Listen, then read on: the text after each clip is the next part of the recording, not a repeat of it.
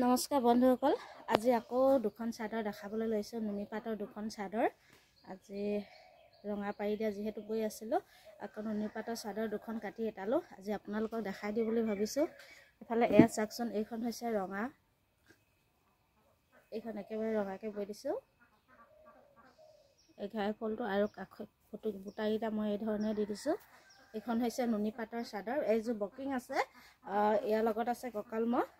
এযোৰ পিছে বকিং আছে। এয়া কেনে লাগিছে মোৰ চাদৰখন দেখিবলৈ। আৰু নেক্সট এইখন ছিংগুল চাদৰ হয়। এয়া দাম 1800 টকা, নুনি পাটৰ হয়। এখন ছিংগুল চাদৰ ল'ব বিচাৰিলে কমেণ্ট কৰিব আৰু কেনে লাগিছে জনাবলৈ নাপাহৰিব।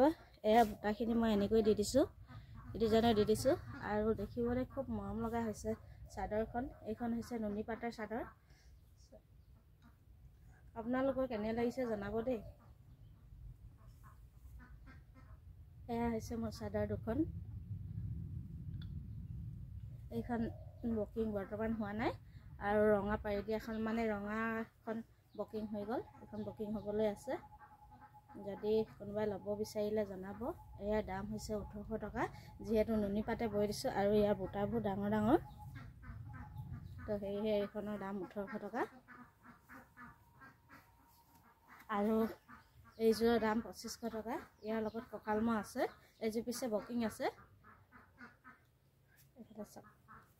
তো এয়াই আছে মোৰ কাপোৰখিনি। কেনে লাগিলে আপোনালোকে চাই কমেণ্ট কৰি জনাব। আৰু লগতে এতিয়া ধান দাবলৈ হ'ব, ধান দাই এটা আকৌ লগাম, তেতিয়া আকৌ দেখাম।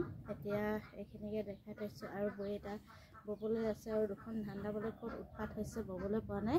তো সেয়েহে এইখিনিকে বৈ দেখাইছোঁ। কেনে লাগিছে আপোনালোকে কমেণ্ট কৰি জনাব দেই।